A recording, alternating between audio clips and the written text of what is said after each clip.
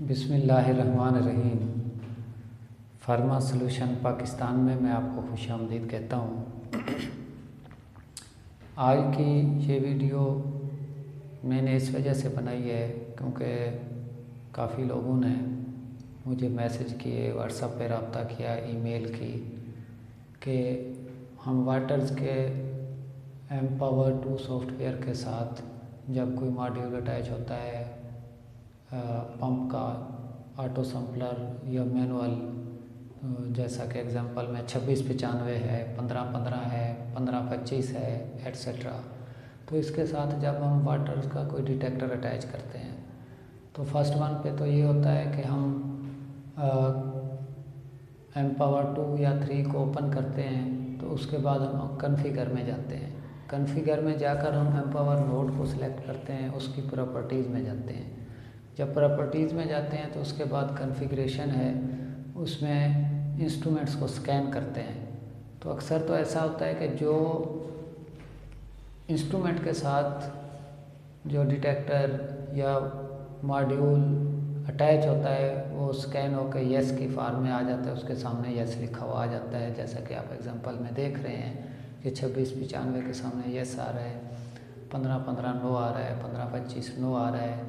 486 जो डिटेक्टर है इसके साथ 820 लिखा हुआ आ रहा है और आगे नो आ रहा है। लेकिन होता क्या है, बाद औक़ात वो डिटेक्टर या मॉड्यूल अटैच होता है एम्पावर नोड के साथ, सॉफ्टवेयर के साथ, कार्ड के साथ अटैच होता है, लेकिन यहाँ पे येस नहीं शो हो रहा होता। जब तक वो येस नहीं होगा तो आप कोई क्रोमेटोग्राफिक सिस्टम नहीं बना सकते, तो उनको आपस में कॉन्फ़िगर नहीं कर सकते। तो ये क्रोमेटोग्राफिक सिस्टम कैसे बनाया जाता है ये मैंने आपको पहले ही एक वीडियो में पूरी डिटेल बताई है। वो वीडियो आप देखकर अपना क्रोमेटोग्राफिक सिस्टम जनरेट कर सकते हैं, डिज़ाइन कर सकते हैं। तो उसके लिए फिर क्या करना है, जबकि सिस्टम के साथ डिटेक्टर तो अटैच है। मैं आज एग्जांपल दे रहा हूँ 486 की, तो 820 तो ये अटैच है, लेकिन इधर नो का जो साइन है शो कर रहा है। तो हम इसको कैसे अटैच करेंगे मैनुअली? तो इसका तरीक़ाकार ये है, मैं आपको इस वीडियो के एंड पे प्रैक्टिकली भी दिखा दूंगा कि कैसे उसके डिस्प्ले पे जाके हम कौन सा कोड लगा के एंटर करके हम फिर इसको स्कैन करते हैं तो ये येस हो जाता है। वो मैं आपको प्रैक्टिकल भी दिखाऊंगा और थोड़ा सा थ्योरी में इसलिए आपको बता रहा हूँ कि ये 486 820 नो आ रहा है। तो हमने करना क्या है इसके बाद, फर्स्ट वन ये है कि आपका 486 जो डिटेक्टर है उसका ऊपर जो कीबोर्ड है, जो डिस्प्ले है, उसके बटन वगैरह फंक्शनल होने चाहिए। आपने डिटेक्टर को जब आफ्टर कैलिब्रेशन ओके हो जाए, इनिशियलाइजेशन ओके हो जाए, तो कितनी देर में इनिशियलाइज होता है वो भी मैंने एक वीडियो अलग से डाली हुई है। तो 486 पे डिटेक्टर जो है ना उसके डिस्प्ले पे आप जाएंगे, वहाँ पे डायग्नोस्टिक का जो है ना ऑप्शन जो है या बटन जो है उसको आप प्रेस करेंगे। उसके बाद आपको नज़र आएगा ये DDD लिखा हुआ नज़र आएगा, DDD।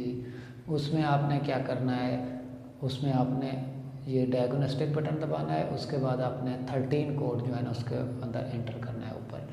जो ही आप कोड 13 जो है ना एंटर करेंगे तो मोस्ट प्रोबेबली चांसेस यही हैं कि वहाँ पे ज़ीरो शो होगा।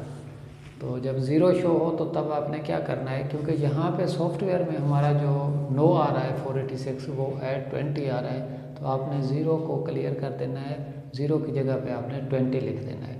20 लिखने के बाद आपने एंटर का बटन दबाना है। जो ही आप एंटर का बटन दबाएंगे तो आपका डिटेक्टर दोबारा वेवलेंथ और लैंप ऑन वाली उसमें चला जाएगा, न्यूट्रल हो जाएगा मीन्स। तो आपने क्या करना है, इसको रीस्टार्ट करना है, मतलब ऑफ़ कर देना है। ऑफ के बाद ऑन करना है, ये कैलिब्रेशन कंप्लीट करेगा। उसके बाद आपने दोबारा जो है ना सॉफ्टवेयर के थ्रू एम्पावर नोड के थ्रू जो है ना कॉन्फ़िगरेशन में जाकर स्कैन इंस्ट्रूमेंट करना है। तो उसके बाद आप देखेंगे कि आपका 486 820 जो है ना वो येस हो चुका है और आपने क्रोमेटोग्राफिक सिस्टम जो है ना बना लेना है। तो ये तो थी आज के, क्योंकि काफ़ी लोगों ने मेरे से पूछा है कि जी हमारा डिटेक्टर तो अटैच है लेकिन वहाँ पे वो येस शो नहीं हो रहा, मतलब अटैच शो नहीं हो रहा। तो उसका प्रॉब्लम इस तरह सॉल्व होता है। तो उसके बाद एंड पे आप वीडियो भी देख लें, उस पर मैंने ये प्रैक्टिकली भी करके दिखाया है। इसी के साथ ही एक और बात भी आपको बता दूँ कि ये तो था कोड 13। अगर आपने डिटेक्टर के लैंप का स्टेटस चेक करना है कि कितनी उसके अंदर पावर पोटेंशियल या कितना वो फंक्शनल अभी है या कितनी एनर्जी उसकी अभी बाकी है। तो आप वो भी चेक कर सकते हैं। वो ये है कि आप उसी तरह डायग्नोस्टिक में जाएंगे। अब आपने कोड जो है ना लगाना है 19, मतलब कोड आपने 19 एंटर करना है। उसके बाद एंटर दबाएंगे तो वो आपके लैंप की रेफरेंस एनर्जी जो है ना वो आ जाएगी। ये भी मैंने इसी वीडियो के एंड पे प्रैक्टिकली करके दिखाया हुआ है।